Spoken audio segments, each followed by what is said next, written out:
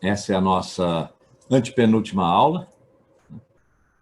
E o ponto em que eu interrompi aqui a conversa na aula passada ia entrar na ideia, na apresentação da ideia, eu até adiantei um pouquinho, de que um dia, há muitíssimo tempo atrás, a Terra toda esteve concentrada num ponto só.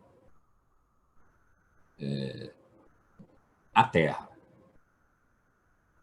E nós estamos hoje num momento em que globalizamos o mundo como um mundo só. Eu estou insistindo nessa diferença em que hoje estão chocadas, né? Entre mundo e terra, na sequência de toda a análise que tenho proposto aqui a vocês, de que talvez a característica mais marcante, e hoje eu posso dizer mais marcante por causa da pandemia, não é abstratamente mais marcante, hoje é questão sem alegoria, sem metáfora, sem nada, de vida e morte. Uma questão de morte. Que o traço mais marcante da nossa cultura, como veio dos gregos, foi o afastamento da natureza. A natureza, nas suas multiplicidades, na demasia de haver, que nos sufoca, nos sufocaria, se nós não tivéssemos tido a condição de nos pôr em outro lugar e desenvolver esse outro lugar como lugar de poder sobre a natureza. Então, a natureza que não tem razão, que não vive segundo a razão, que veio a ser o centro da nossa definição animal racional, desde Aristóteles, e daí em diante, sempre a razão regendo, na Idade Média, por que nós éramos o supremo da criação? Porque possuímos intelecto, e Deus é puro intelecto. Na Idade Moderna, o que é o centro de tudo, que decide, inclusive, o que é universal em termos de conceitos e palavras que dizem todas as coisas, etc. Deixa eu botar um pouquinho mais de frio aqui. Não quer. É o sujeito.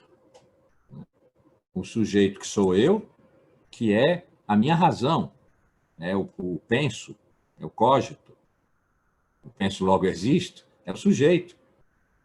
O meu corpo é natureza.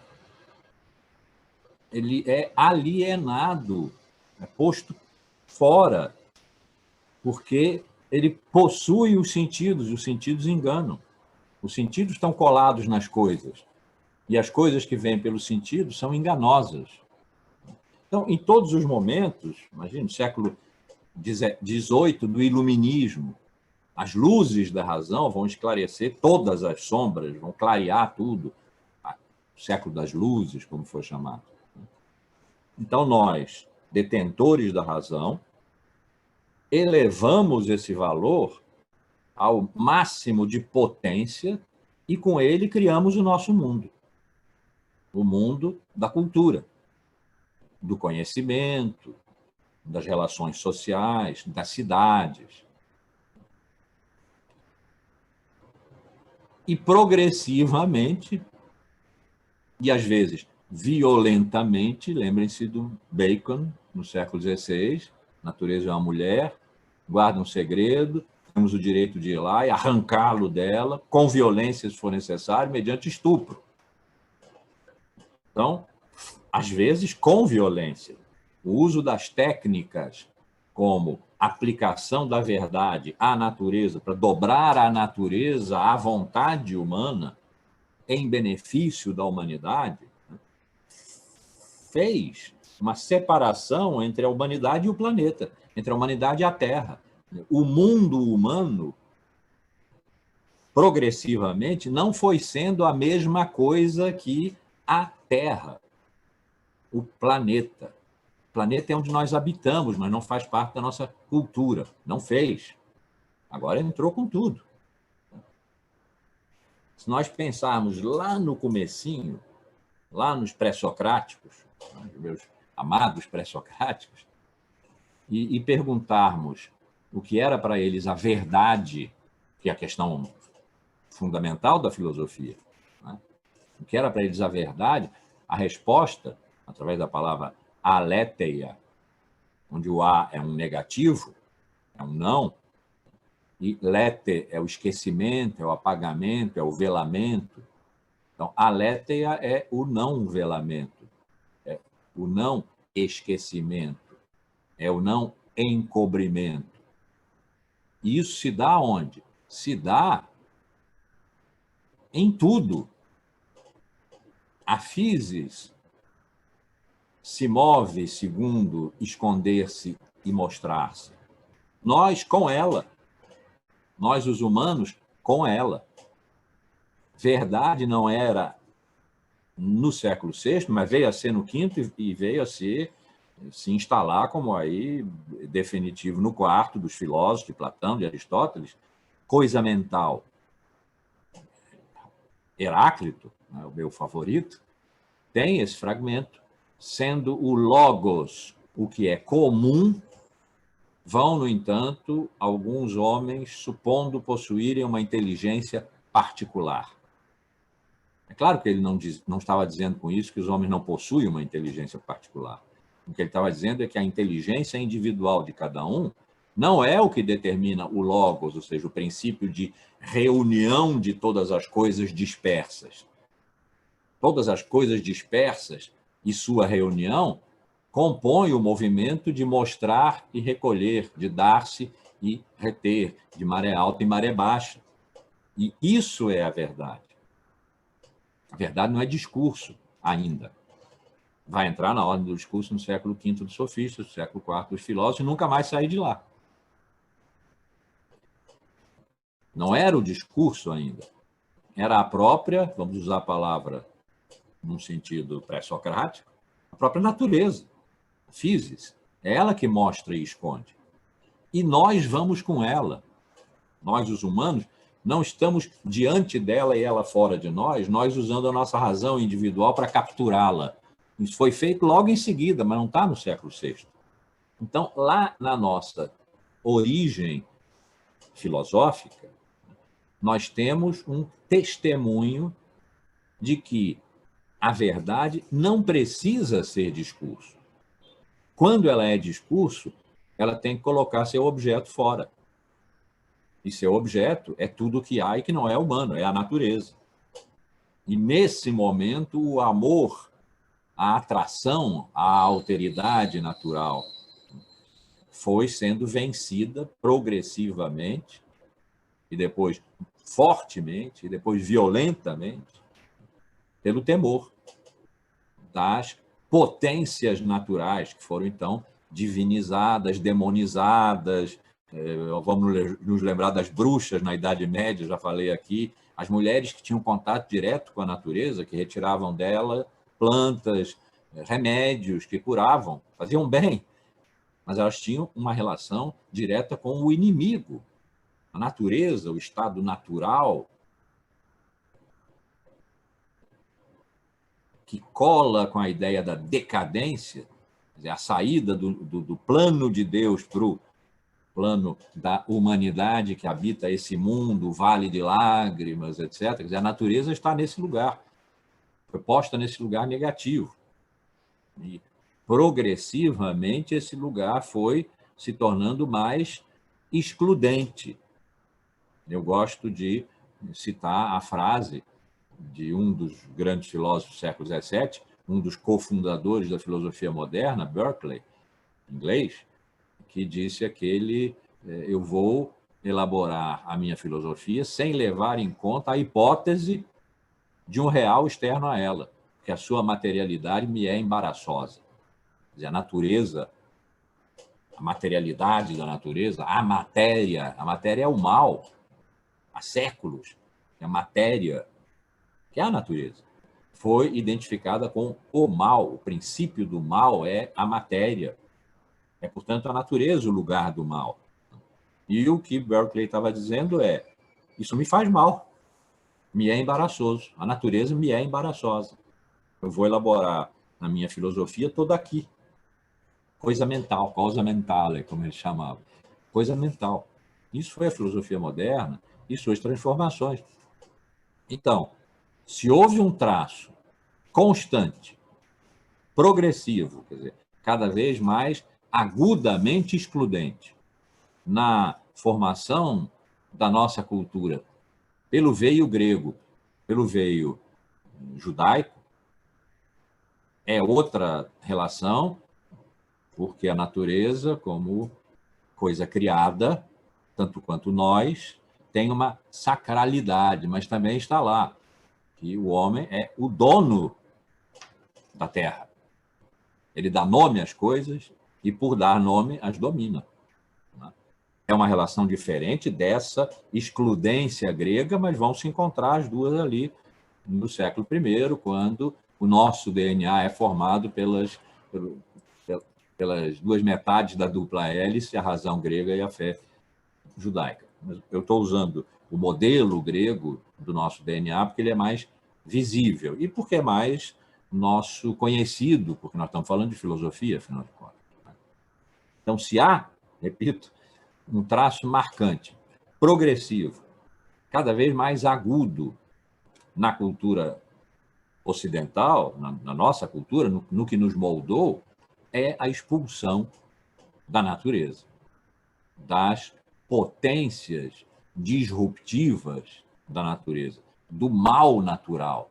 Eu dei o exemplo aqui do terremoto de Lisboa, de 1755. Existe um mal natural. A natureza, vou inverter a frase, é naturalmente má. Isso, claro, estou radicalizando como um sentimento o que foi um trabalho da razão. Um trabalho positivo da razão, porque gerou as ciências naturais, por exemplo, são uma coisa formidável. Mas as ciências naturais são o conhecimento das leis. Como eu gosto de dizer, a maçã que caiu na cabeça do Newton apodreceu em algum lugar ou ele comeu, que é um destino mais glorioso. Mas a física que se baseou nessa queda, foi Lília, que se baseou nessa queda, não foi o conhecimento, como se diz hoje, de toda a matéria do universo, que seria o objeto da cosmologia. Foi, como é para a cosmologia hoje, o conhecimento das leis que regem toda a matéria do universo. A matéria mesmo é dispersa, é infinita, mesmo não é cognoscível como um todo para nós hoje. Há mais matéria escura, por exemplo, do que matéria iluminada, visível, corpos visíveis. Então, a matéria é complicada, a matéria é, no limite, acho que a gente pode dizer assim, inimiga. Foi, com certeza, inimiga. Depois, o triunfo da razão deixou as coisas mais macias, porque a natureza já não tinha mais o que dizer. A ideia de objeto traz em si, etimologicamente, visivelmente, a ideia de objeção. Objeto é aquilo que se opõe ao domínio que o sujeito quer exercer sobre ele. Então, o que a filosofia moderna e a ciência moderna fizeram? Tiraram o objeto da posição da coisa externa real, que objeta, porque engana, porque vem pelos sentidos, enfim. E criaram a ideia do objeto de conhecimento. O objeto de conhecimento é uma moldagem, é um modelo, largamente o modelo matemático, mas isso serviu depois para a fundação das ciências sociais humanas no século XIX, econometrias, psicometrias, sociometrias, ciência social empírica. Então, alienar o objeto porque ele objeta, porque ele se opõe, porque ele não é razão suficiente para entronizar a razão como suficiente. E a ideia de Leibniz, no século XVII, do princípio da razão suficiente, que ele acrescentou às 4 causas de Aristóteles, né? Causa material, causa formal, causa eficiente, causa final, ele acrescentou ainda esse, o princípio da razão suficiente. Quer dizer, a razão pode sempre fazer remontar as causas por causa da razão, não por causa das coisas. Então, nós nos encontrávamos nesse pacífico gozo do poder sobre a natureza, ultimamente, meados do século XX em diante, um grande momento declaratório, discursivo no final do século XX, os pós-modernos, que aí excluíram o real. O real existe, é claro, mas não é interessante. Perdeu credibilidade. O virtual é que é interessante. Vamos trabalhar com ele, sobre ele, simulações, simulacros, redes. Bom, o mundo em que nós vivemos hoje. Então, logrou-se êxito. Essa progressão de exclusão, que foi sofrimento. Foi para Descartes um sofrimento. Como é que eu posso ter certeza do conhecimento se ele não vem das coisas, como vinha ainda na Idade Média, ou como vinha lá para Aristóteles, como era a tradição? É a razão que produz o conceito, é a razão que trabalha. Mas há nas coisas alguma coisa que a razão pode ir lá capturar. Se chamou um tempo essência, por exemplo. Se eu não posso contar com isso, como é que eu posso saber que o conhecimento é verdadeiro? E aí entrou a questão de método. O método se tornou tão importante na filosofia moderna, porque era ele que dava a chave para ligar a verdade. Conhecimento verdadeiro, verdade está aí em função de adjetivo. Não está mais na função de substantivo, como quando se pensava na verdade do ser, na verdade de Deus. Não. Trata-se agora do conhecimento. O conhecimento é fenômeno de razão, é trabalho do sujeito. E é bom que o conhecimento seja verdadeiro, mas verdadeiro está aí como adjetivo. Foi uma grande virada, né? Mas sofrida. Até que Kant, no final do século XVIII, chegou para dizer, olha, não sofram, meninos, porque a razão se basta, ela não é que ela não consiga conhecer a realidade lá fora, a coisa em si, como ele chamou, é que ela não é para ser conhecida. Ela é informe, ela não passa informação nenhuma. A razão trabalha em si mesma, ela produz a verdade por si mesma, em si mesma. Eu vou mostrar como é que é isso. Ele escreveu a magnífica Crítica da Razão Pura, que é uma mostração da construção da verdade pelo funcionamento exclusivo da razão. Bom, deu uma apaziguada aí. Mas não foi um processo linear, tranquilo. Houve retrocessos, houve sofrimento nessa exclusão da natureza. Mas quando nós entramos, meados do século XX para cá, no regime de um possivelmente novo paradigma, digo possivelmente porque ele, tudo indica, ainda é o nosso. E é difícil falar de dentro do paradigma, de dentro do qual nós falamos, como se estivéssemos fora dele analisando, né? Contando sua história. Não dá. Mas o mais provável é que nós estejamos, nós ainda, no século XXI, vivendo sob o império desse paradigma tecnológico, em que o logos, o saber, e a techne, o saber-fazer, se encontraram e se uniram e resultaram na ideia de que é a eficácia, a obtenção de resultados desejados, quer dizer, sob demanda, que impera. Então, esse momento nosso, esse momento paradigmático nosso, tecnológico, consumou o domínio sobre a natureza, portanto, a exclusão da natureza. No seu ensaio sobre a técnica, que é de 1957, eu acho, Heidegger, que não estava na experiência viva do que veio a ser para nós a tecnologia como um modelo mental e de práticas sociais. Nós estamos aqui na sala 140 virtualmente, tecnologicamente, isso é eficaz, está funcionando. Se cair, a aula acaba. Enquanto ficar, nós temos aula. Heidegger não estava ainda nessa dimensão existencial, viva, do império tecnológico, mas ele viu tudo. No ensaio dele sobre a técnica, sobre a questão da técnica, ele no final diz: nós podemos um dia acordar com a técnica, a essência da técnica moderna, como ele chama, planetarizada. E nós, os humanos, tendo perdido a nossa essência, dominados nós próprios pela essência da técnica moderna.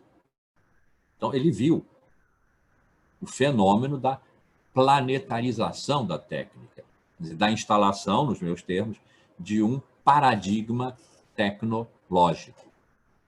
Quando isso veio a se processar, e ainda está se processando, mas hoje é uma realidade, vamos dizer que nós podemos sossegar um pouco,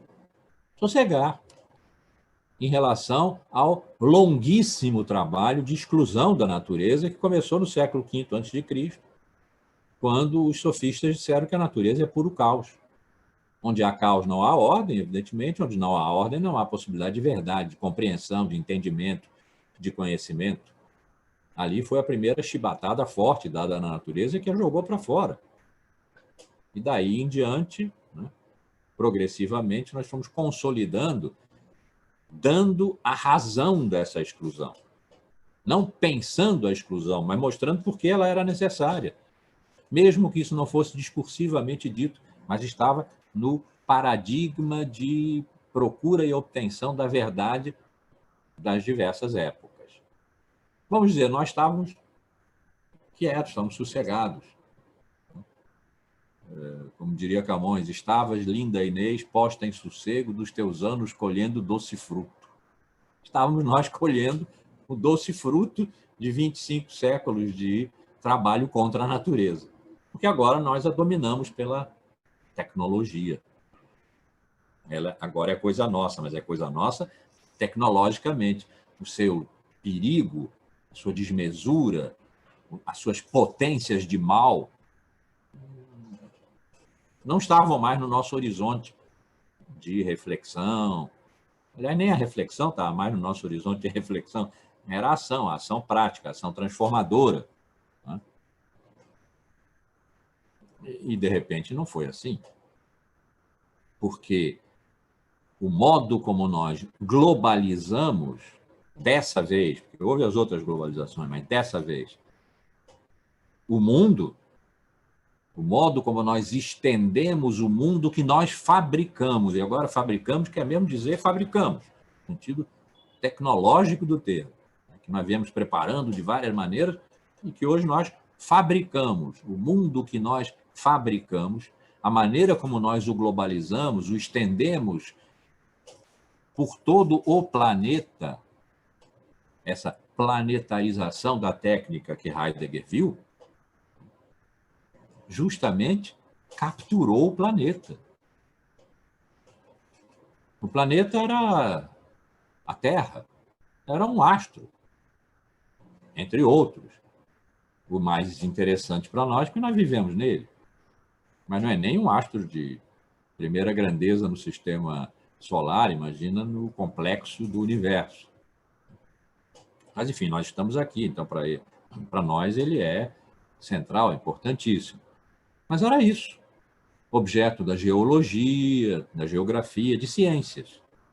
E, de repente, ele se fez sujeito, porque o mundo planetarizado pela técnica arrazoou, como é a tradução de uma palavra difícil de traduzir de Heidegger nesse ensaio dele, Gestalt, que é a reunião de tudo, inclusive nós, os humanos, sob o império da técnica, que exige submissão da natureza e pôr-se a serviço.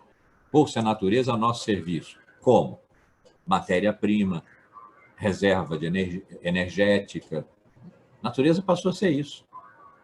Ele dá um exemplo que eu acho bonito. Ele diz, o Rio Reno.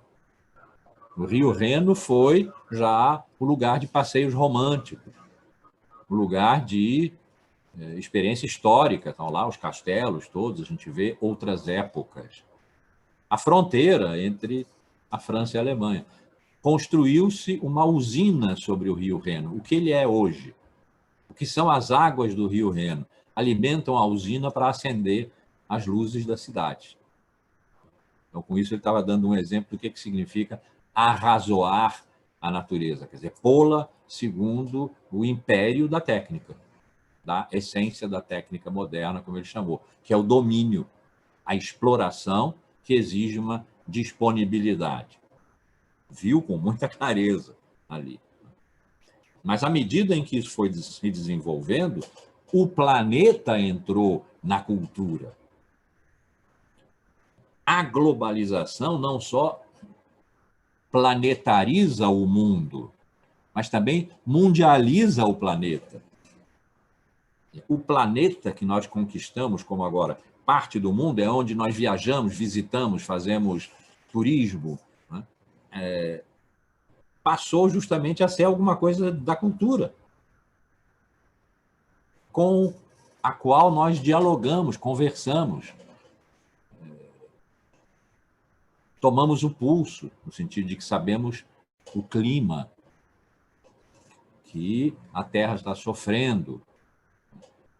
Tudo isso, de repente, passou a ser parte do nosso mundo.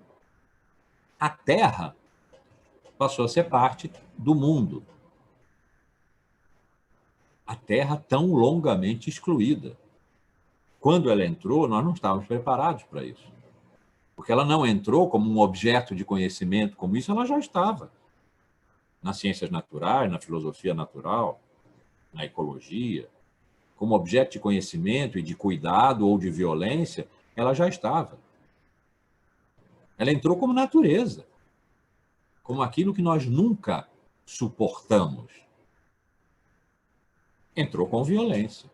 Não para se vingar, mas porque nós não nos formamos, por causa da distância e da soberba da nossa propalada superioridade, dada pela razão, pela ciência, pelas técnicas, pela tecnologia, pelo domínio, nós não tínhamos nenhum preparo para lidar com a natureza como natureza, não como objeto de conhecimento, como natureza, como coisa real que tocou o mundo e mudou o mundo.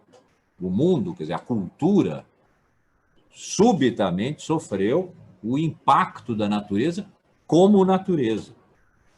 Repito, a natureza já estava no mundo, pela ciência, pela filosofia, pela tecnologia. Ela estava no mundo, mas não estava como natureza. Como natureza, ela era mantida lá fora. Já várias vezes eu devo ter dado aqui o exemplo do laboratório. O que são as ciências naturais? O resultado de experimentos em laboratório, seja esse laboratório um laboratório mesmo, sejam as contas, né? Em que não podem entrar variáveis estranhas à matemática, ou no laboratório propriamente dito. Não pode quebrar a janela. Se a janela quebrar, se alguém furar a luva, para o experimento ali, porque a natureza entrou. E entrou como natureza, não entrou como variável prevista no protocolo do experimento. Foi assim que a natureza entrou, como natureza. E como natureza significou para nós agora, está significando há 8 meses para nós, como vírus. E não por acaso, pandêmico. É isso que é um dos sentidos de que a Terra veio a coincidir com o mundo. E o planeta se tornou sujeito. A natureza pan da pandemia, pan no sentido de total, que não deixa nada de fora, é essa. E nós agora temos que lidar negocialmente, estrategicamente, com a natureza, com a Terra, com o planeta, sabendo que ele, o planeta, ela, a Terra, possui poderes que nós não possuímos. Nós estamos procurando os nossos, sob a forma de remédios e vacinas. Nós estamos vivendo hoje como podemos, segundo a cultura. E, segundo a cultura, o que é que estamos fazendo? Usamos máscara, lavamos as mãos. Isso é da ordem da cultura. São artefatos. As máscaras, que eu de vez em quando digo que é uma ética das máscaras. As máscaras são um artefato cultural. Lavar as mãos com álcool, gel, ou com sabonete, né, tão frequentemente quanto possível, é um artefato natural. Manter a distância social é um modo de viver em sociedade, é cultural. O vírus, não. O vírus não é cultural, o vírus é natural mesmo. E quando eu digo mesmo aqui, eu estou dizendo, esse é o sentido do que eu estou dizendo quando digo a natureza veio como natureza. Repito, ela já estava como outra coisa, objeto de conhecimento. Mas aí ela não era natureza. Ela veio como natureza. Esse choque mortal do qual nós estamos procurando sair. A pergunta agoniada, a pergunta perplexa, que é, aparentemente, nesse momento, a única pergunta que nos resta em relação ao tempo, já que o presente está suspenso, o vírus não é nosso passado e do futuro não sabemos, a não ser que usamos para ele o termo novo, o novo normal. Mas é bem possível... Essa coisa aqui agora está pitando. É bem possível, e nós estamos vendo fenômenos nesse sentido, que o novo normal corra o risco de ser um retorno ao antigo. Estamos vendo isso acontecer e as curvas subirem. Alguma coisa nós ainda precisamos aprender, muita coisa. Nós precisamos aprender sobre o novo, que é o futuro. Novo é uma palavra para o futuro. Então, a pergunta, talvez a única pergunta sobre tempo que nos reste seja por quanto tempo ainda? Até quando? Quer dizer, até quando o presente estará suspenso? Quando chegar, aí é que terá sentido o que a gente costuma dizer, vai passar. Não, isso vai passar. O que significa vai passar? Quando não for mais, o passado vai voltar a correr. Nós vamos voltar a ter um passado. Nesse passado vai estar a nossa experiência com a pandemia, que não estava, que não é causa do nosso presente, é uma súbita irrupção da natureza como natureza na cultura, do mundo na cultura, da terra no mundo.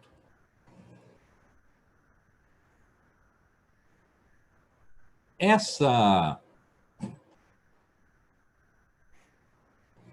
coincidência chocante, chocada, entre terra e mundo é o resultado da globalização que nós fizemos pela técnica, da planetarização da técnica.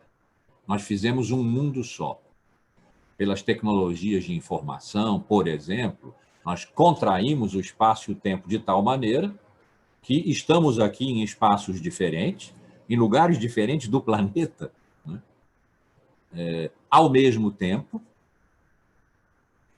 contraindo espaço e tempo numa simulação de sala de aula, onde alguma coisa real se passa, uma aula, mas uma aula virtual, uma aula digital, que depois vai para o YouTube, que poderá ser vista de novo, que não aconteceu uma vez só, como em geral é das aulas, elas acontecem e passam. Houve um outro momento em que, sem mundo, sem cultura, sem homem, a Terra foi uma só, que é o que se chamou a Pangeia. Pangeia é toda a Terra. E toda a Terra num lugar só. Nós poderíamos dizer, é uma licença poética roçando a verdade, que hoje, nesse encontro de mundo e terra, nessa planetarização da técnica que trouxe o planeta para dentro da cultura e o fez nosso antagonista e dialogante necessário, negociador conosco da vida e da morte, que a Terra, por esses motivos, que são nossos, que nós produzimos, voltou, de certa maneira, virtual, à Pangeia. Ela se concentrou toda, ela está concentrada no mundo que nós criamos. Então vamos ver essa ideia, que é muito interessante.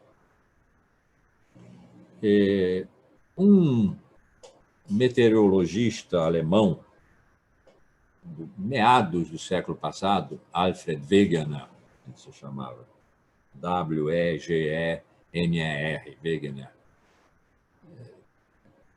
formulou a hipótese de que, num determinado momento, não sei como calcularam exatamente isso, mas 540 milhões a 200 milhões de anos atrás, a Terra, toda a matéria da Terra, esteve concentrada num lugar só. Uma ideia que já no século XVI Bacon tinha tido, século XVII.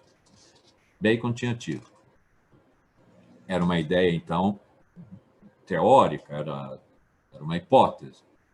O Wegener pôde observar fenômenos que depois foram muito estudados,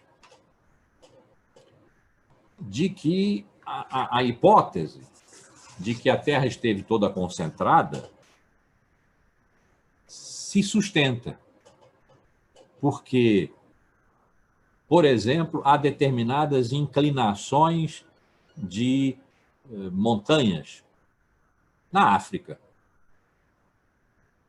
E a mesma inclinação no Brasil, que não se explicaria por outro motivo, senão o de que um dia essas montanhas foram a mesma montanha. E que houve depois uma separação. Não há motivo para exatamente a mesma inclinação. Assim também com o solo. Quer dizer, solo, em geral, a comparação é feita entre a África e a América Latina, mas especialmente o Brasil, porque é o Brasil que cola com a África, né? Colou com a África, e o norte da Europa com Canadá, Alasca, uma parte ali da Rússia.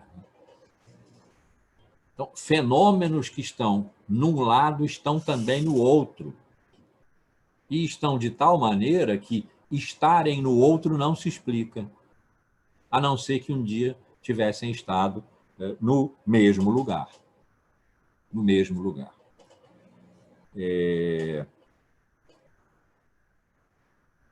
Então, a ideia é a de que houve um momento em que a Terra pangeica esteve toda concentrada e que depois se separaram, porque a Terra está sobre o mar, né? E é sustentada por placas tectônicas que são arquitetura subterrânea da Terra e que tem uma deriva. Que essa deriva tem, então, separado a África e a América, a África e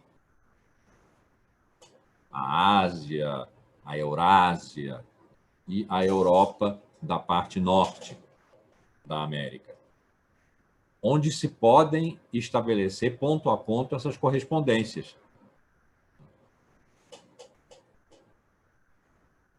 Que o homem tenha aparecido na África, que o Homo, todas as formas do Homo, as mais arcaicas, tenham aparecido na África e depois derivado para os outros continentes, pode ser um reflexo dessa muito arcaica concentração de toda a Terra, que depois se separou. E o mar que a circundava, né, veio a se intercalar nela. Deixa eu ver se eu tenho isso anotado em algum lugar, porque os nomes são interessantes.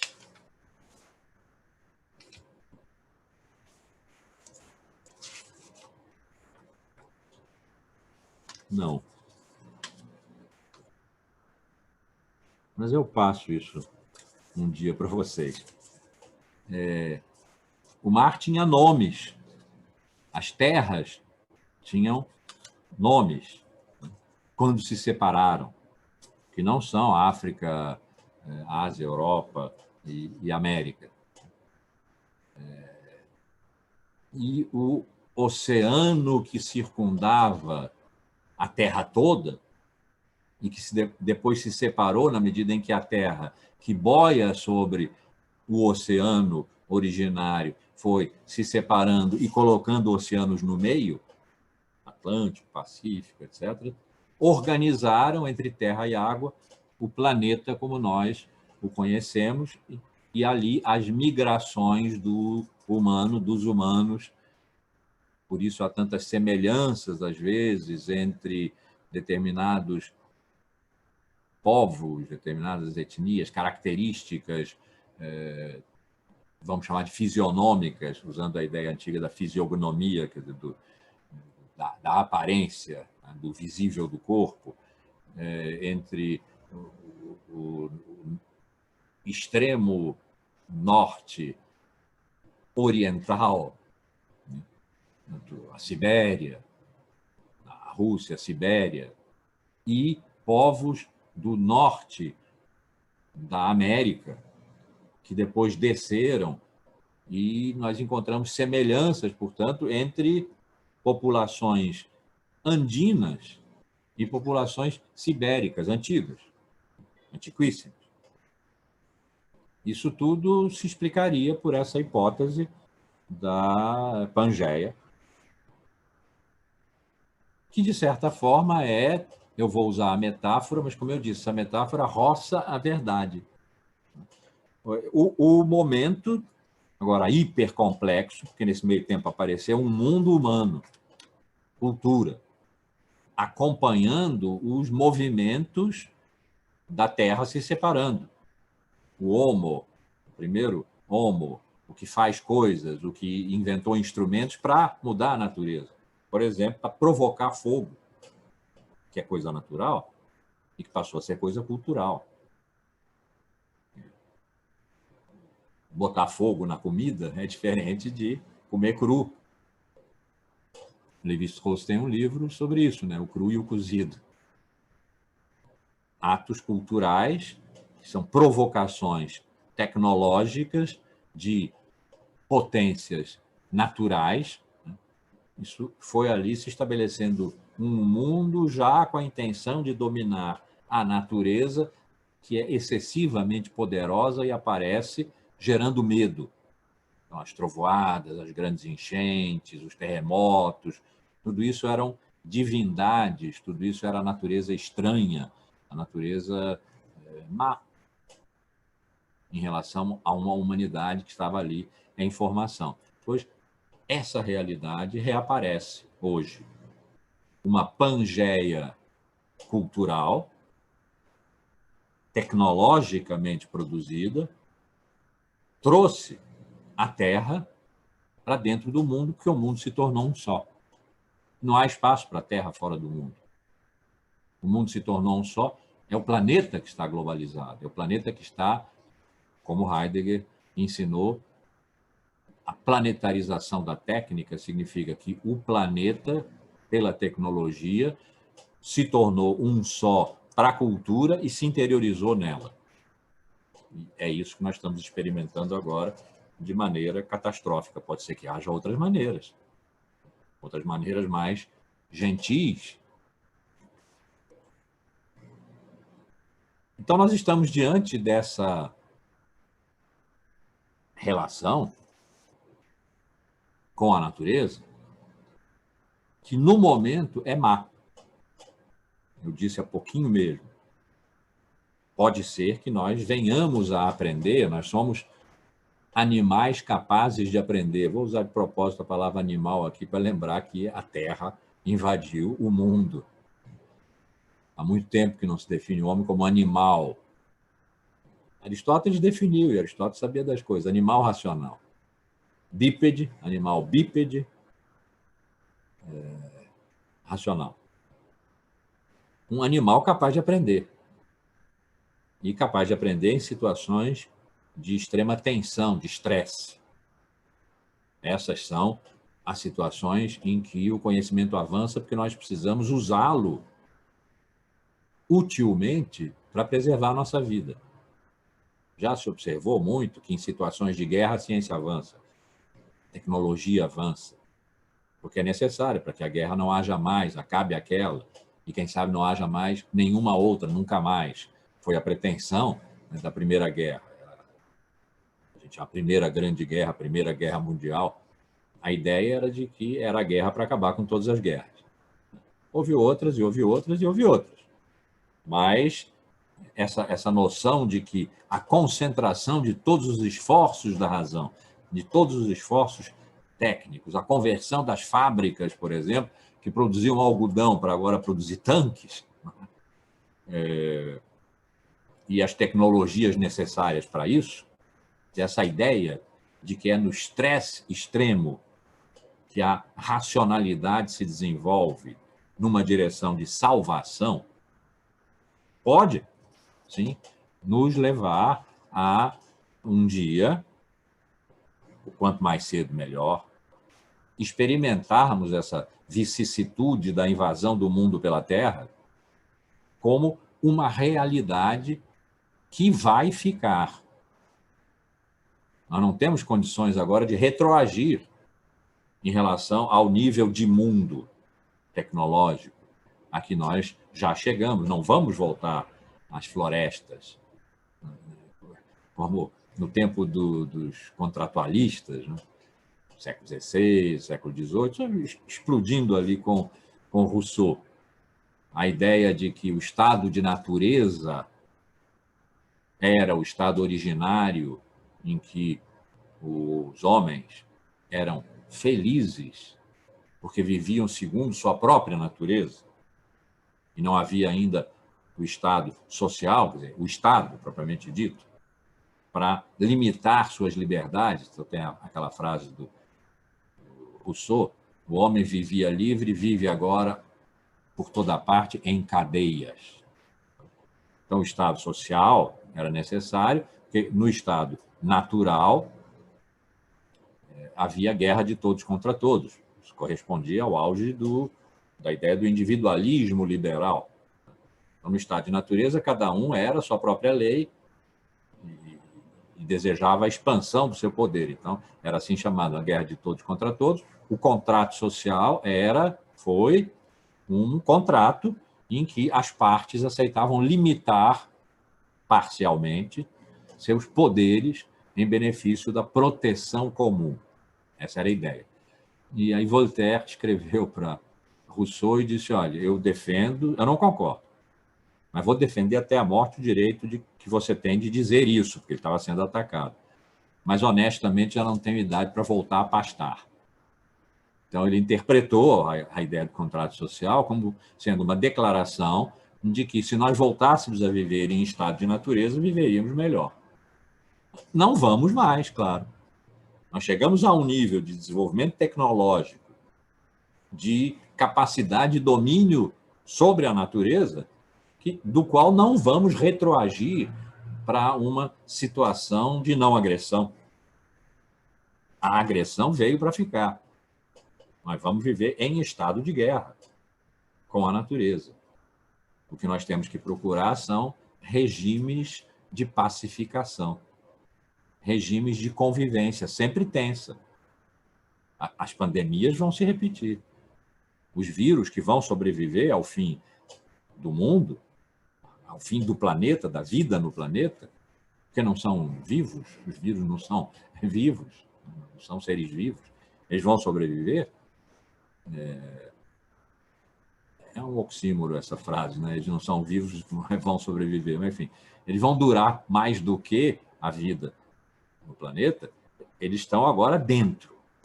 Não há mais a exterioridade entre o mundo e a Terra, entre a razão e a natureza, logos e physis, né? Tudo isso agora é filosofia, é história, é filosofia antiga. Nós temos que agora pensar, se pensar é para colar na vida, é para ser o mesmo que a vida, na ordem da reflexão da vida sobre si mesma. Né? É isso que nós temos que fazer, que nós temos que aprender a fazer. Então, nós estamos num regime de convivência com a natureza que nos agride. No momento, nós não sabemos como reagir. Corremos o grande risco de considerar que, viu, nós tínhamos razão. A natureza tem, de fato, potências destrutivas que podem nos aniquilar. A indiferenciação que a nossa cultura grega e todo o seu desenvolvimento temia, a indiferenciação do humano no natural, sendo, afinal de contas, o humano natural, mas um natural diferente, dotado de razão, o medo da indiferenciação, hoje, mudou de natureza, mudou de qualidade, e é o medo da morte curta, a morte que está a um dia de distância, porque o vírus, como eu tenho dito aqui, se pode estar em qualquer lugar, pode estar em todos os lugares. Virtualmente, ele está em todos os lugares, porque nós não sabemos onde ele está. E por isso é que temos que tomar tantas precauções e não achar arrogantemente que em mim não pega. Em mim não pega se eu evitar aglomerações, se eu andar de máscara, se eu lavar as mãos, se eu, ao entrar em casa, fizer todo o ritual de pedir desculpas à natureza porque fui lá fora, tomar banho, botar toda a minha roupa para lavar, etc. Por enquanto, é isso. Mas nós corremos o risco de retroagir aquele momento do terremoto de Lisboa, aquele 1755, 200 e tantos anos atrás, né? mais de 2 séculos, mais de 2 séculos e meio, em que se concluiu que o mal tinha autonomia em relação à ação humana, aos atos humanos maus, que o mal não era necessariamente moral, e porque foi introduzido pelo homem no mundo, com a queda, com o desvio categórico em relação a Deus, de modo que tudo que da natureza viesse, dilúvios, pestes, vinha como castigo. No terremoto de Lisboa, fez-se um bom avanço em relação a isso, quando se admitiu que há um mal natural, que não tem conexão com o mal moral, com o crime, com o pecado, com o mal que a humanidade introduziu no mundo, que faz o mundo ser o que o mundo é. Hoje que nós estamos sendo ameaçados por esse mal natural, o vírus, a pandemia, nós corremos o risco de ver a natureza como má, porque nós sempre fizemos isso. Só que nós tínhamos a capacidade de afastá-la, e hoje não temos mais, ela está dentro. Ela só não está mais dentro porque nós invertemos a relação de dentro e fora. Fora, que era o lugar da vida, passou a ser o lugar da morte, virtualmente e realmente. Dentro, que era o lugar do resguardo, da intimidade, né? de uma antifesta, de certa forma. Hoje é o lugar da vida. Portanto, é o lugar da festa. É aqui que nós celebramos estar vivos. E podemos estar aqui nessa tela, porque não fomos lá fora suficientemente para sermos atingidos pelo mal. Então, o risco de considerarmos que esse mal pelo qual nós estamos passando, e que é um mal, obviamente, é a qualidade intrínseca da natureza, vai nos impedir de negociar com ela. Vai nos impedir de reconhecer que o planeta se tornou um sujeito da negociação da vida e da morte. Se nós maniqueizarmos a nossa relação com a natureza, porque nesse momento ela nos atacou e está nos matando, se nós considerarmos que a natureza é intrinsecamente má, nós morremos. O risco de não compreendermos a positividade da natureza que ingressou no mundo, da Terra que ingressou no mundo, o que nós podemos fazer com isso, se tivermos as cautelas necessárias. O novo normal será cauteloso, ou não será novo, será o antigo, e aí será suicidário. O novo normal será cauteloso, mas isso também significa respeitoso, cuidadoso com a natureza e conosco.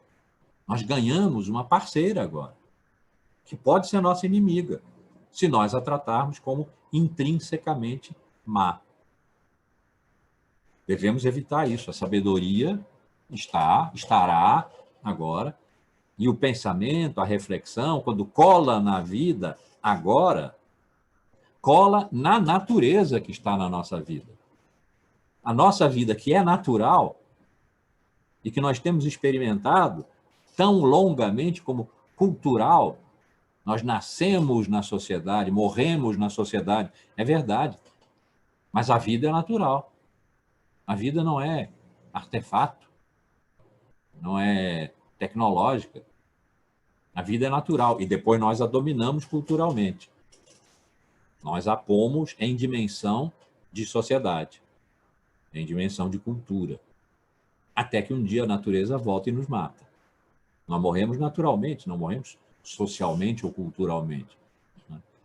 Se nós formos capazes de compreender que isto que sempre foi uma realidade, hoje é uma realidade macro, em que o paradigma de existência do que nós podemos pensar e dizer, mas, sobretudo, do que nós podemos ser e fazer, a paradigmaticidade da nossa cultura, que sempre se procurou na ordem dos discursos, na ordem do saber, precisa ser procurada agora na ordem do ser e fazer.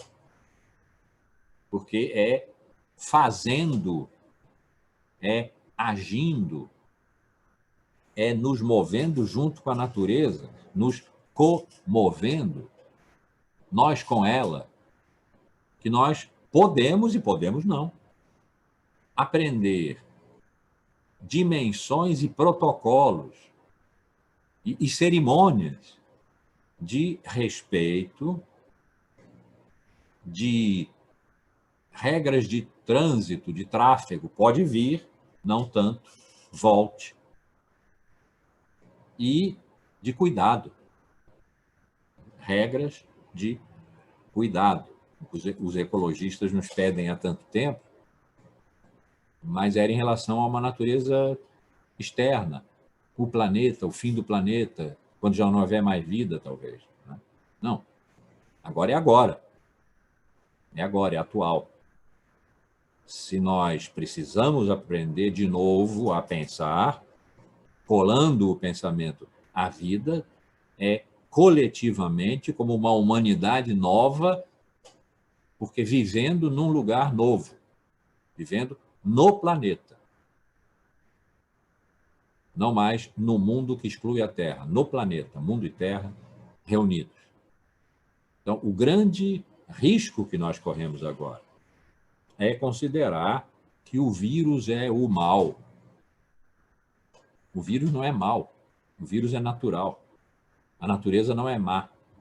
Não há, na verdade, estou propondo isso, não há, na verdade, mal natural. Mal é um adjetivo, portanto, não mal, M maiúsculo e L no fim. Mal, M minúsculo e U no fim, é um adjetivo que nós usamos para classificar aquilo que nos agride, aquilo que não nos agrada. Então, nós dizemos que a natureza é má, que o vírus é mau. E o vírus é mau mesmo, já que ele mata. Nós temos que vencer o vírus, é uma guerra. É uma guerra de bem e mal, mas a natureza não é má, não é o mal. O vírus não é o mal. Se nós cometermos esse erro, nós estaremos persistindo no antigo, já muito antigo, 2.500 anos, percurso de mantermos a natureza fora. Nós vamos querer expulsá-la de novo. Só que ela está mais forte agora, ela pode vencer. Ela pode nos matar. Se nós considerarmos que a natureza é o mal, não temos condições de negociar com ela. Porque aí nós teremos introduzido entre nós e ela justamente a polaridade de nós e ela, que nós estamos experimentando hoje politicamente, por exemplo, socialmente, o nós e eles. Nós e eles, as polaridades, quando não há meio. Semana que vem vocês vão estar recebendo um segundo ensaio da quarentena, né? Além da pandemia, que já está aí, e que é sobre as polarizações. O subtítulo é A Falta que o Meio Faz. Tem que ter meio entre nós e a natureza. Como tem que ter meio entre nós e eles. Nós e eles é um grande equívoco de humanidade que pode nos destruir. Nós e ela, a natureza, é um grande equívoco de vida social natural. Hoje não dá mais para simplesmente falar na sociedade sem falar na natureza. A natureza socializou-se. Ela entrou no mundo, entrou nas nossas sociedades exatamente como nós as construímos. Em parte, o que isso quer dizer? Entrou pelos pobres. Nós construímos a sociedade, nós construímos a humanidade pela globalização determinada pelo consumo, de tal modo que há duas meias humanidades. Há alguma coisa como 3 bilhões de pessoas que estão excluídas do consumo, que vivem com entre $1,5 e $5 por dia, dependendo do que se esteja medindo. Se é a fome ou se é o acesso à educação, por exemplo. As linhas de corte são diferentes. Mas no que interessa, no que me interessa, o próximo ensaio talvez seja o da pobreza, que está escrito. O livro sai no ano que vem. Eu estou soltando devagarzinho. Para o que me interessa, a grande linha de corte, que é a da pobreza e da miséria, porque é ela que afeta a humanidade como humanidade, está pelo meio. Está aí por 3 bilhões de pessoas. Então, há duas meias humanidades, se a gente quisesse ser muito preciso, né? Uma de 3 bilhões e uma de 4 bilhões e 200 milhões de pessoas. Há duas meias humanidades. Há a humanidade determinada pela pobreza. E quando esse ensaio aparecer, vocês vão ver que eu vou estar tratando da pobreza como paradigmática, como uma dimensão do paradigma nosso contemporâneo. Mas foi segundo esse paradigma que nós construímos as nossas sociedades. Elas são sociedades de exclusão. Existimos nós e temos vários níveis de privilégio, não todos iguais, a desigualdade existe, claro, entre nós, inclusive aqui. Né? Mas nós não somos pobres. A pobreza é excludente, ela é absoluta. A desigualdade é relativa, mas a pobreza é absoluta. Como eu tenho dito, em termos de riqueza, há uma imensa desigualdade entre mim e o Safra, o homem mais rico do Brasil, bilionário, não sei o que e tal, mas eu não sou pobre. Há uma desigualdade muito menor entre mim e quem vive com meio salário mínimo. A diferença é, essa pessoa é pobre. Eu não sou. Então, a desigualdade em relação à minha vida não afeta a minha vida. A desigualdade em relação à vida de alguém que vive com meio salário mínimo afeta a vida dessa pessoa, porque ela é pobre. Então, nós construímos sociedades das quais a pobreza faz parte. Faz parte como a parte excluída, sobre a qual se monta o poder das nossas sociedades. O vírus entrou aí. A natureza entrou nas sociedades, nas nossas sociedades, e hoje faz parte delas, entrou tal qual nós as construímos, as nossas sociedades. Entrou pela pobreza. Vocês devem se lembrar das cenas alucinantemente tristes, daquelas covas rasas construídas uma ao lado da outra com um palmo de distância, e daqueles enterros solitários e tristíssimos em que uma máquina jogava terra sobre caixões alinhados um do lado do outro, sem família, sem ninguém por perto para jogar aquela flor, sem velório que desse tempo à família para se acostumar à morte. Mortes anônimas, de certa forma, porque a família não podia ir ao hospital acompanhar o seu doente. O seu doente não era seu mais. Estava perdido. Claro, houve outras mortes, houve as mortes dos ricos, claro, evidente, né? Mas a natureza atacou quando entrou nas nossas sociedades, onde as nossas sociedades são fracas. E nós as fizemos fracas. Essas partes fracas das nossas sociedades foram feitas por nós. De modo que o vírus não é o mal somos nós. Se quisermos maleficar as coisas, o mal somos nós. Pela maneira como construímos as nossas sociedades e a humanidade como duas meias humanidades. Com isso, nós vamos ter que lidar agora diferentemente do que lidávamos. Nós lidávamos do ponto de vista político, ideológico, ideias de revolução, transformação social, que um pouco ou bastante saíram do nosso horizonte nesse tempo de equilíbrio neoliberal, né, que estava na visão do Fukuyama, por exemplo, quando ele disse que a história acabou, que não há futuro diferente do presente realizado, o capitalismo financeiro, virtualizado, refinadíssimo, etc. Então, essas ideias de revolução, de grande transformação, de um mundo diferente no futuro, essas ideias utópicas, meio que desapareceram e deram lugar a futuros distópicos, futuros pós-catastróficos,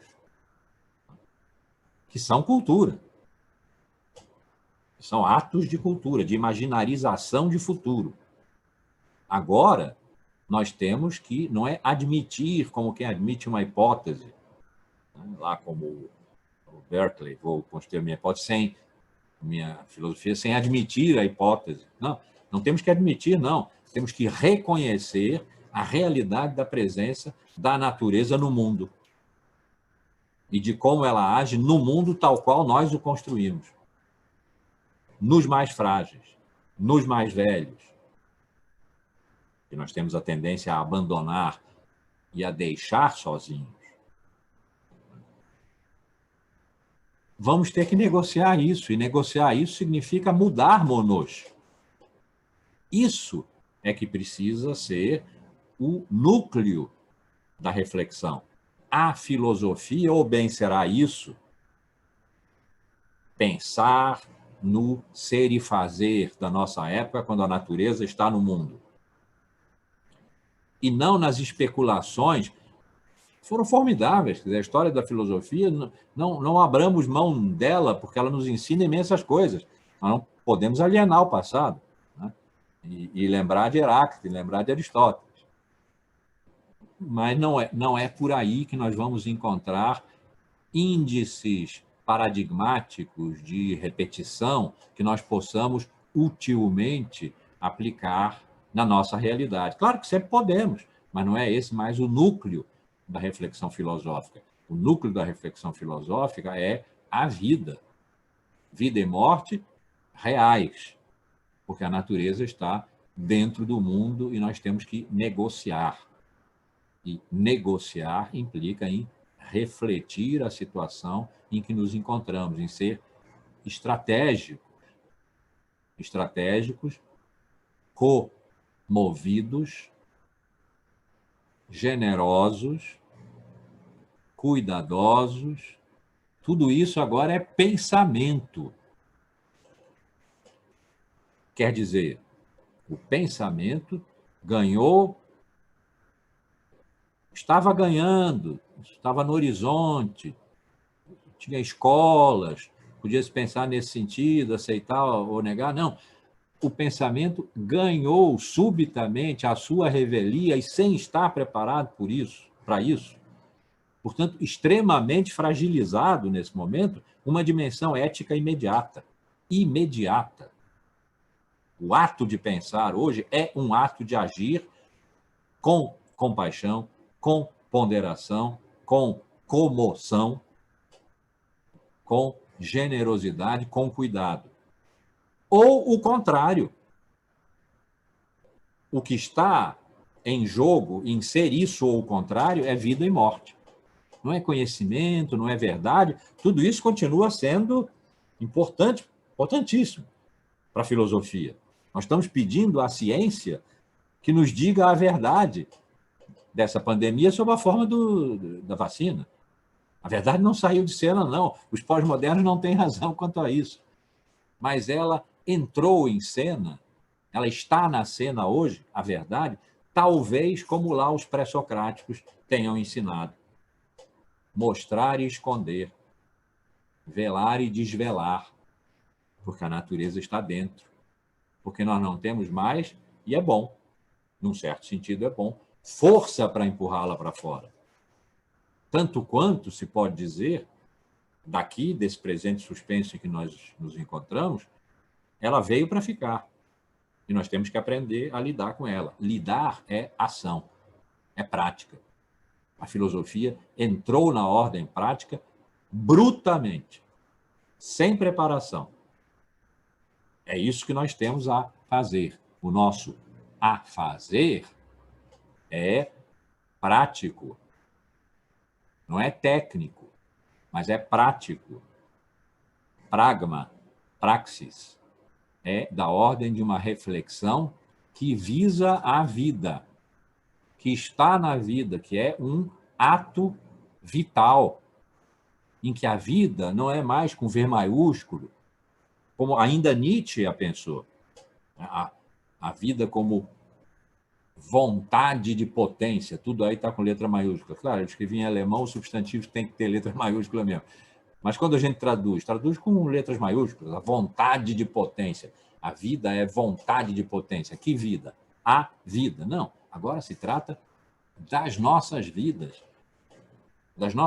comuns. Somos nós, cada uma e cada um de nós, que podemos, se não prestarmos atenção, se não formos atenciosos, não é só prestarmos atenção como quem tem medo, se não formos atenciosos e generosos e cuidadosos com a natureza que hoje faz parte do mundo, vamos perder a capacidade de refletir e vamos ingressar num caminho de morte, que é o caminho de rejeição da natureza. Não queremos, não aceitamos. Aí, ou bem ficamos dentro e a nossa vida ensombrece na tristeza. E temos visto isso. Uma enorme multiplicação de adoecimento psíquico nessa quarentena, sobretudo das pessoas que a passam sozinhos. E até entendo que eles vão para a rua. E não se cuidem, não entendo. Mas que eles não aguentem mais. Ou bem, nós, sem grande júbilo, lá um dia, quem sabe, né? Sem grande júbilo, aprendamos um dia a sair para conviver comovidamente com uma natureza que não é mais um lá longe, que está aqui. É atravessar a rua. Eu moro em frente ao aterro. As árvores estão ali do outro lado. Tem um parque, onde as pessoas vão sem máscaras. Está ali. A natureza está ali. E está no sem máscara. Não está nas árvores. Está no sem máscara.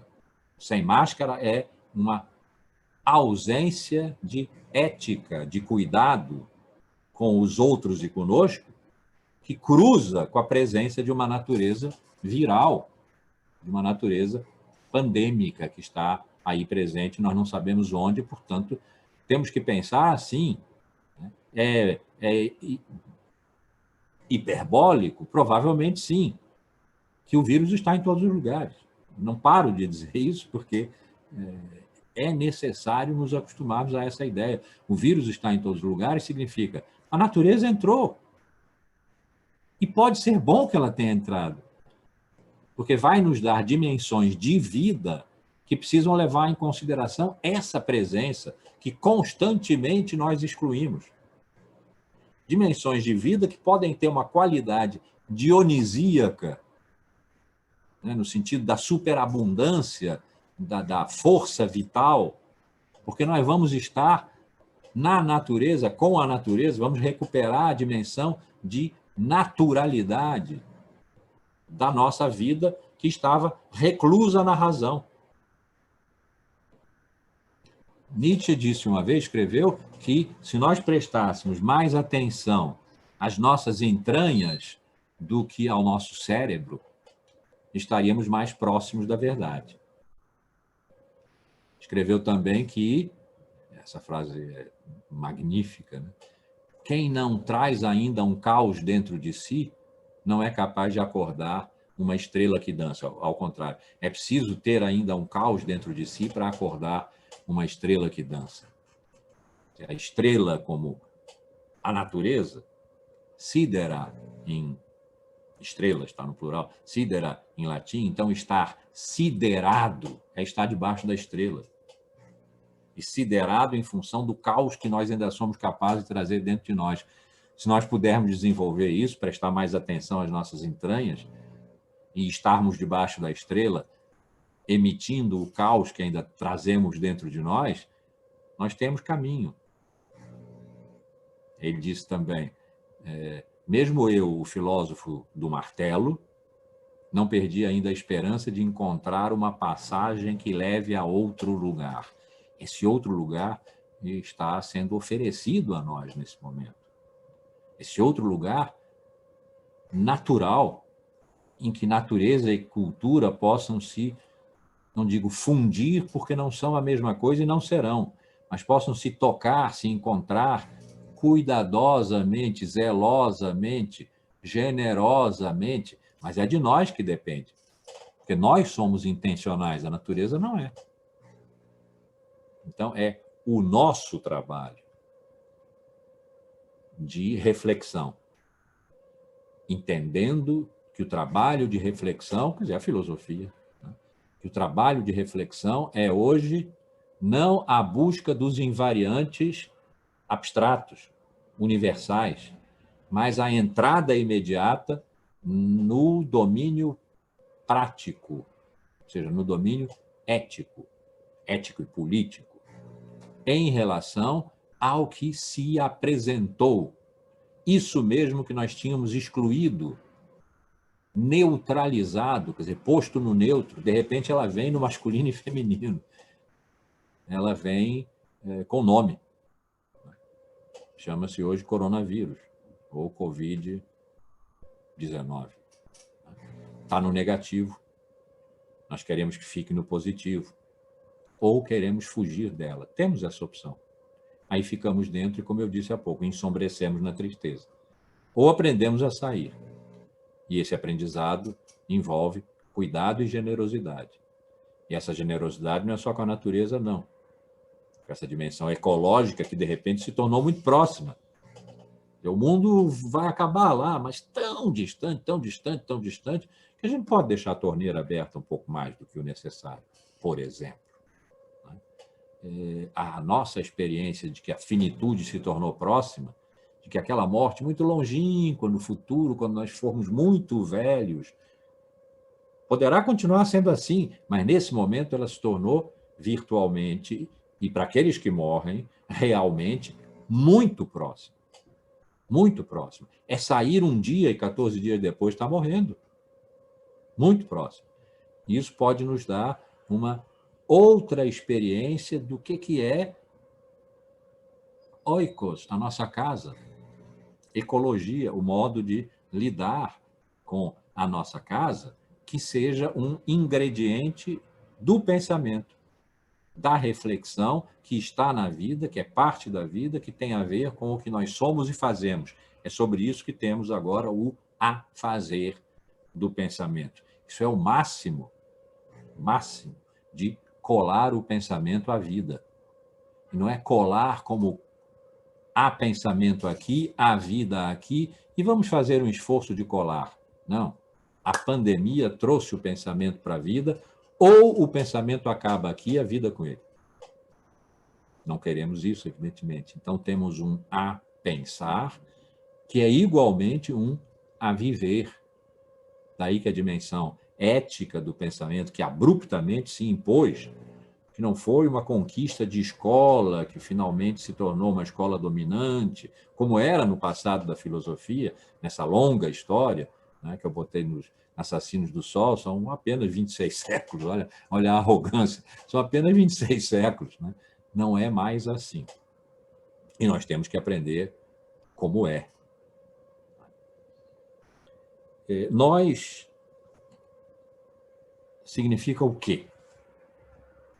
Os habitantes de um momento do longo tempo da Terra, do planeta, não da cultura, do mundo que nós criamos para nos preservar da natureza, mas da Terra, na sua longuíssima duração. Nós vivemos um momento dessa longuíssima duração a que se tem dado o nome de antropoceno.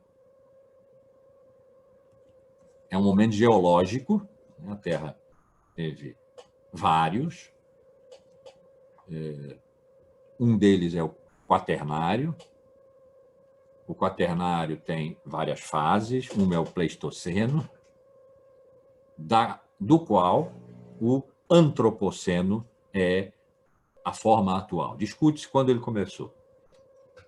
Tem alguns que dizem que ele é muito recente, data da Revolução Industrial, quando nós resolvemos nos impor à Terra, e isso veio a significar, e se acentuou agora nesse momento tecnológico que é o nosso, que todos os nossos atos, cada ato nosso, produz imediatamente um efeito geológico. Quer dizer, a presença humana na Terra, o planeta, isso é um outro modo de dizer, a Terra e o mundo estão agora imbricados. A presença humana na Terra é hoje, o que nunca foi antes, um fator geológico, um fator de transformação da Terra, como planeta.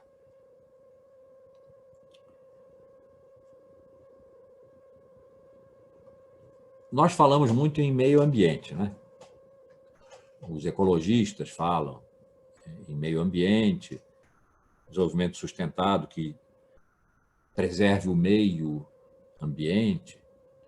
Meio ambiente é um termo, uma locução que dá a pensar, porque indica que nós, humanos, temos um ambiente que é o nosso meio e cujo meio nós ocupamos, onde nós encontramos uma centralidade. Estou falando da Terra. Essa centralidade faz com que toda a ação nossa tenha uma imediata repercussão no ambiente. Então, o ambiente do qual nós somos o meio, sobre o qual agimos, age sobre nós,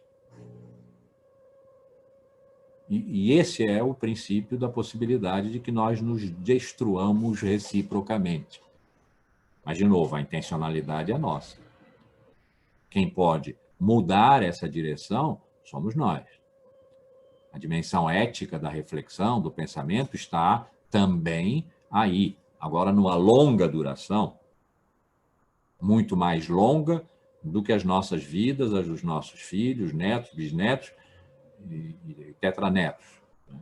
Que é o mais longe que a gente pode, eventualmente, se viver muito, muito tempo, chegar como duração própria e extensão da sua vida. E depois não é conosco. Bom, um dia o mundo, talvez, acabe. Já se disse que nós já passamos do turning point em que podemos evitar esse acontecimento catastrófico. Outros dizem que não. Estou botando as minhas fichas em que esses têm uma razão e que a gente ainda tem o que fazer. O mundo um dia vai acabar por nós. Então, a experiência da morte curta, vou repetir, a experiência da morte curta pode nos dar a pensar o que há a fazer e ser na nossa relação com o nosso meio, que é o nosso ambiente, sobre o qual nós agimos e que reage sobre nós, na longuíssima duração na qual não estaremos presentes. Quer dizer, estou admitindo a possibilidade, não estou dizendo que vai acontecer assim, porque, de fato, nós não temos como imaginar o que é o novo, do novo normal. Pelo contrário, até o que temos visto até esse momento é que o novo normal é a cessação do estado de suspensão do presente, quando o passado voltar a fluir, a pandemia correr para o nosso passado, nós estivermos livres dela e voltarmos a agir como agíamos. Ontem, pelo menos eu vi ontem, um vídeo em Paris em que a polícia passava de bar em bar, onde as pessoas estavam bebendo em grande proximidade e dizia: senhores, desinfetem, abandonem esse lugar. Ah, mas nós estamos aqui bebendo. Vocês estão fora de qualquer razoável distanciamento social. Então, onde é que nós podemos beber? Em algum lugar em que vocês mantenham um distanciamento social. Aqui não é. As pessoas tentavam, zangavam-se, diziam totalitarismo, etc. Quer dizer, a reação contra a evidência de que as pessoas não podem se aglomerar, evidência quantitativa, as linhas sobem. Essa reação é uma reação do antigo normal, que quer reentrar na cena como uma espécie de direito humano. Essa é uma questão que nós vamos ter que discutir. O que significam agora os direitos humanos, quando os direitos humanos têm que levar em consideração a presença da natureza. E, portanto, os direitos humanos são, igualmente, direitos e deveres naturais. Então, no antropoceno, nós nos arriscamos na medida em que arriscamos a Terra, o planeta. Agindo no meio que age sobre nós imediatamente, porque nós nos tornamos um fator geológico, nós desde já preparamos a falência do planeta, ou, dependendo de como hajamos, preparamos desde já a salvação do planeta, se ainda for possível. E volto a dizer, então, refletir nesse momento não pode, não deveria, poder pode, não deveria, não deve ser um modo de repetir o passado do pensamento, retomar teorias, paradigmas, sistemas. É preciso encontrar, tanto quanto o novo normal, também o novo pensamento. O novo pensamento tem que ser adequado ao fato de que a natureza habita o mundo. Tem que ser adequado ao fato de que pensar e viver hoje não são distintos. Aquele penso, logo existo do Descartes era uma forma de racionalismo. Hoje, pensar e existir, quando existir não é simplesmente um estar presente, é viver em lugar de morrer. Quando o pensamento está nesta dimensão, nós temos que aprender a pensar de novo. Isso é, de certa forma, uma bênção. Aprender a pensar de novo, de modo novo, é um modo que nós podemos ter de recolher o momento mal que estamos passando sem considerar que a natureza é o mal, incluindo-a, portanto, no nosso pensamento, porque ela age sobre a nossa vida. Assim como nós, no antropoceno, agimos sobre a vida da natureza, e ela reage sobre nós, e nós reagimos sobre ela. Quer dizer, tudo que nós estamos vendo hoje acontecer, como eu gosto de dizer, o mar virá sertão, o sertão vai virar mar, as grandes secas onde antes chovia e as grandes inundações onde antes era seco, a subida de nível dos mares, o aquecimento global, nós estamos vendo isso, sentimos, está na pele, né? É uma maneira de experimentar o que é que significa realmente, não como uma metáfora de ecologistas ou alguma coisa assim, mas realmente o que significa o antropoceno. O que significa nós estarmos presentes num meio sobre o qual nós agimos e que reage contra nós porque é o nosso meio, porque é o nosso ambiente. E nós agimos sobre esse ambiente. E, no mais das vezes, o agredimos, como fizemos ao longo de toda a nossa história, excluindo-o. Como agora ele está aqui, nós o atacamos. Ele reagiu. De novo. Não é intencional essa reação. A natureza não é má, o vírus não é o mal, mas nós estamos sofrendo a reação da natureza que, no antropoceno, nós provocamos, agindo como agimos, em relação a ela, que é nosso meio, que é nosso ambiente, nossa casa, que nós deveríamos preservar. Nem que seja por egoísmo, para nos preservarmos nós mesmos.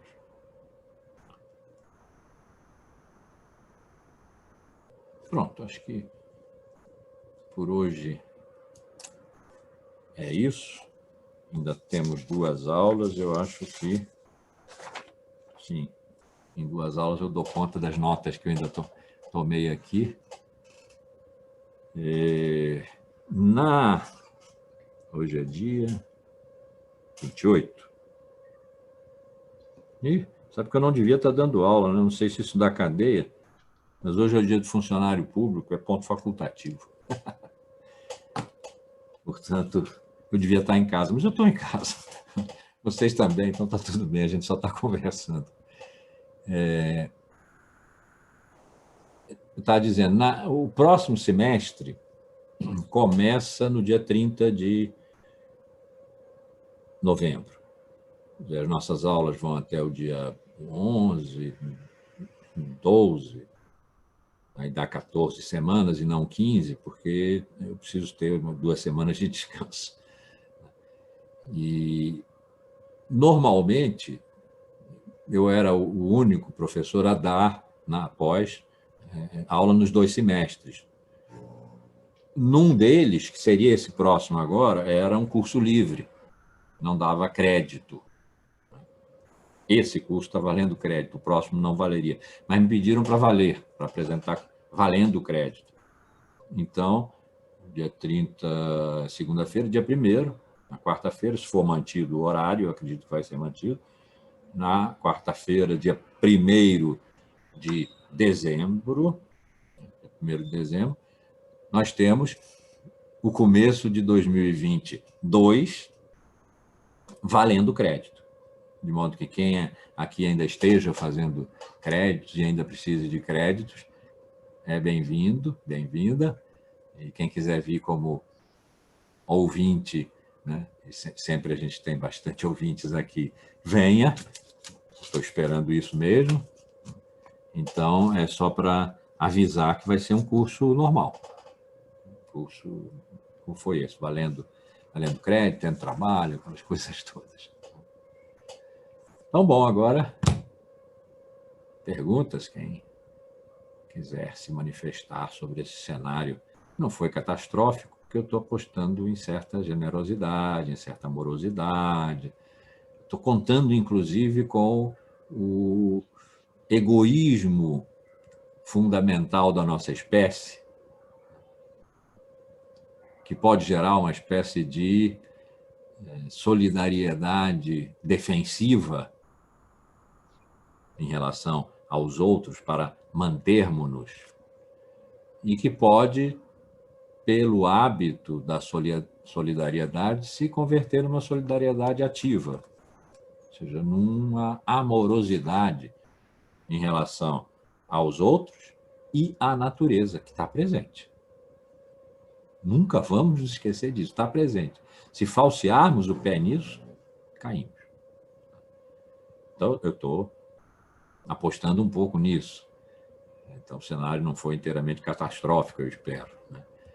Mas quem quiser falar sobre isso ou sobre qualquer outra coisa,